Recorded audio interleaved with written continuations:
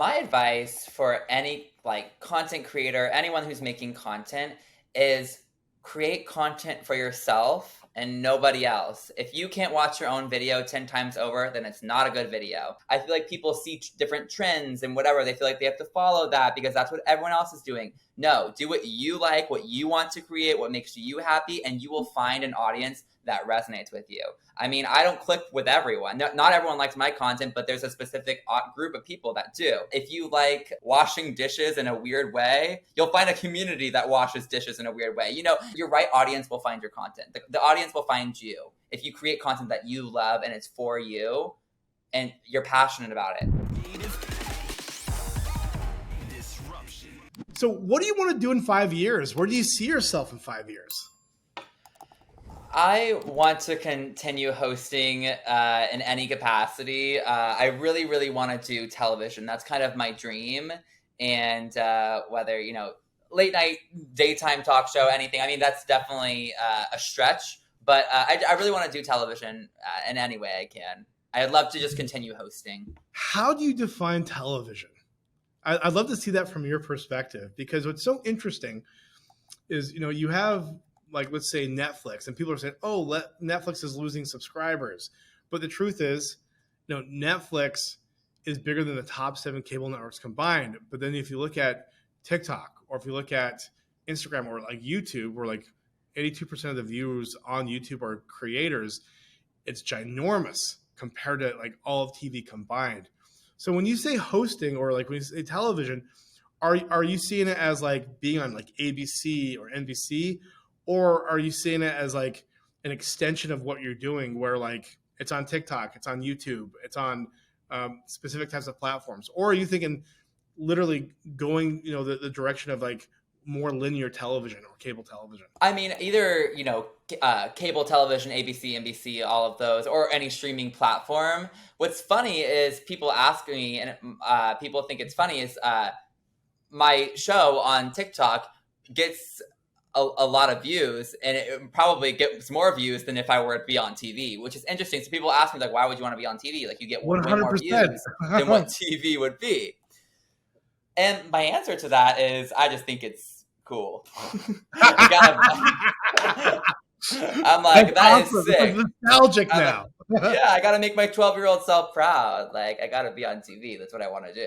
So. Well, I mean, that's the thing is, we call it TV, but the truth is, whether it's Jimmy Fallon or Jimmy Kimmel, like, everything's streaming now. Like, you'll find it on some SVOD platform. It will be on YouTube. It will be on TikTok. And so it's kind of all, mushed together in a way where, if you're having success with late night, it is distributed everywhere. And, but yeah, I wanted to see that from your perspective, because early days, like 15 years ago, when I was first working with creators, that was the goal, where creators wanted to become actors, right? Or they wanted to be on television. And then about 10 years ago, I just saw this really big shift where like, no, thank you. I'm going to make way more money doing what I'm doing and building my own media empire. And so maybe, you can do both. You build your media empire, and then you have a late night show through it. Right. I mean, I definitely want to continue doing both. I'm never going to give up on, social media. It's where I started, right? But I think leverage using both and a mix of both would be very fun and a good blend. No, that's great. And so continue to host, that, I mean, that's obviously up your alley. Do you ever see yourselves wanting to do any other types of content outside of interviews and hosting? Is there anything that's just calling you? I don't know. I really do. I have a personal page on TikTok as well, and I do a lot of vlogs where I like show my life and give my followers kind of a behind the scenes into what I do on a day-to-day basis. And that's very fun for me to kind of have have my followers or get people to see kind of the behind the scenes of my life, or get to know me a little bit better on a personal level, is very, very fun for me. And kind of have that like online community is really sick. So I want to continue doing that, and showing my followers my life, and also I love to show my sense of humor and like make people laugh in any way I can. Do you use the platform Be Real? I do use Be Real, yes. What are your thoughts on it? I like Be Real, except for it always goes off when I'm doing the most boring thing. So it looks like my life is very, very lame. Like every time it goes off when I'm like in bed, when I'm like taking a break from my like busy day. So I mean, I think it's an awesome idea. I'm curious to see where it will go because I know it's like the number one app on the App Store right now and in social media, or it's nearing it. Like it's right hand in hand with TikTok right now. So I'm curious to see where it will go. I think there's a lot of potential with it. I think where it is at right now, I don't think it has much longevity. I think it's one of those like fads. But I think if they did a few tweaks and they did something, maybe video or I don't know, they could do something really cool there. Maybe it's like one of my ideas for Be Real was to do like if it were to pop up and you have to give a 30-second update on what's going on in your life right now, and it's a video because I think video is so in right now instead of pictures. I think that would be an interesting like take on the Be Real too. Yeah, that'd be interesting. And seeing the other side, of the phone and how people are reacting to what you're saying. Right. Yeah. Like, what is this guy talking about? That's good. I like that. Well, unfortunately, my first time using Be Real is when I like had a wake up call that I'm an old fart because I was like, yeah, I'll take a selfie of myself and be real. And I take a picture, and it's like there's like blank wall in front of me, and then like an awkward photo of me smiling. And I was like, oh shoot, I am losing relevance so quickly because I always saw myself being this new media person, being ahead of the curve, and then Be Real was kind of like a slap in the face for me. Like, whoa, yeah, this is awkward. So yeah, I don't know the longevity of it either.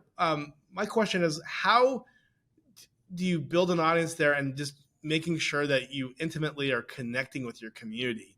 And then is there a way of like monetizing that other than just like having like, a bag of chips, in your picture at a store? I mean, right. I feel like Be Real is can be a good place for content creators. I personally, right as of now, I have it with just my friends, but I mean, there's been a lot of my followers that have like tried to request me on there and I haven't accepted them. But I think if I were to, and they were to follow me on there, I think it would be an interesting way to have your followers see like this like glimpse into your life, that like kind of like secret access almost. And kind of to have your followers engage with you a little bit more and like to feel like they know you a little bit better. And it's always good to have your followers feel like they know you and to really get to connect with you. That's like the connection is so important in the sense of community. So I feel like that could be a great way for like content creators to be like, add me on Be Real, see what I'm actually doing, not just what I do on like Instagram where, that is very curated. Be Real is, the real stuff. You're getting like the real behind the scenes. That's interesting. Someone should maybe tell the CEO of Be Real to have a paywall. Right. Like for true, authentic and genuine, I guess, experiences. True, authentic, and like maybe like even they add that video feature as well. Like you do a 30-minute update to your followers, like what's going on at this very moment. Like that's sick. Yeah, like it shows that what you can do impromptu and impulsively. And right. and that, like it might be obvious if you were staying in one location for hours waiting for that alert. I mean, I just ignore. I'm like, okay, cancel, skip. And I ignore them all, and I do them like hours later when I'm doing something actually cool. So, Davis, we have a community of 11 million creators on our platform, TubeBuddy, where we help creators be data-driven and optimizing their videos and growing their audiences, and primarily for YouTube. These creators are always looking for advice and inspiration. And a lot of them are just up-and-coming creators, and many of them maybe only have tens of thousands of followers, but have been doing this for years. What advice would you give this TubeBuddy creator community? My advice for any like content creator, anyone who's making content, is create content for yourself and nobody else. If you can't watch your own video 10 times over, then it's not a good video. So I think like that's what I always say. I think it's so true. I can always tell when one of my videos is gonna do well or not well. It's when I genuinely laugh at the video myself or I find it entertaining. I think it really can shine through. So I feel like people see different trends and whatever. They feel like they have to follow that because that's what everyone else is doing. No, do what you like, what you want to create, what makes you happy, and you will find an audience that resonates with you. I mean, I don't click with everyone. Not everyone likes my content, but there's a specific group of people that do. And if you like washing dishes in a weird way, you'll find a community that washes dishes in a weird way. It's like everyone will find your your right audience will find your content. The audience will find you if you create content that you love and it's for you and you're passionate about it. You need to find something you're passionate about. Oh, that's great. No, thank you so much. What inspires you? What inspires me, especially with my content, is the people I'm around. I mean, it's especially New York City inspires me. It's such a driven place. I feel like this has really helped me get my creative juices flowing. What inspires me is these conversations that I have with these people, that we can all be so different yet so similar. That it's really, really inspiring to interview all these people and get so many different opinions and be open-minded, and that's really what inspires me. No, that's amazing. Well, we're living in a really special time. Many people call it the creator economy. I personally call it the era of the artist. A very neglected, marginalized, and abused trade is finally coming into power. And I think, it's going to stay in power. It's not going to be about centralized organizations or kingdoms or religions that distribute and control what people see. That is both art and as well as self-expression. And,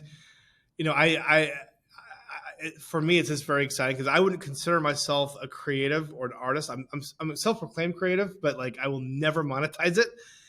and it's a very special time because you get to see so many perspectives across the planet. There's 200 million creators, and the more content we watch and the more self-expression we see, I think the more inclusive we become, and probably the more empathy that we build in our hearts. And I think it's going to be something that changes everything. Like, to hear stories that soldiers that are currently at war are thinking twice about being at war because of the content they're seeing on TikTok. If that's not inspiring, that's, I don't know what is. So I actually think this renaissance of art that we're seeing is going to improve humanity. And the content that you're creating makes people smile. If someone's going through a tough time, it might, boost their mood or their day. And I just get so excited that when a lot of people lose hope thinking, oh, there's no chance for me to be successful in creating content, it's too late. And then here you come in the middle of quarantine and you just explode, and just in less than 2 years get over, 2 million followers. That's something where I think all these creators that are watching this, it should be an area where they should feel validated and realize, okay, there is something here. And maybe it's not going to be as big as you or where you're going. Maybe it's going to be more niche. But as we go and share our self-expression, I think it really does help many people around us. And so, one question I have for you is, you've obviously have collaborated and been able to, make some money with brands. What do you think is going to be the future of monetization for content creators like you to be able to self-sustain, to be able to do art and content full time? Yeah, I think it's interesting what you said, that I feel like self-expression and being an independent is really cool right now. And I feel like it wasn't cool for a while. I feel like now out of all times, it's weird to fit in, kind of. It's like, oh, you're like everyone else. No, you got to be different. I think being different is so cool right now. But aside from that, I think for the creator economy, in terms of longevity, I think you got to expand your audience on all platforms. Is so crucial. TikTok, Instagram, YouTube, wherever you can, and creating a community. I think you can create great videos, but do people like you, and will they follow you in whatever you do? So you can create viral videos all you want, but when you're 20 years down the line, 15 years down the line, if you're not as funny anymore, or you're not as pretty anymore, or anything, will your audience still, will they care about your heart? Do they care about your heart, and will they follow you in whatever you do? I think that's really important, and that's what I really try to do as well. Is like, people follow me for my heart, and they get to know me a little bit better.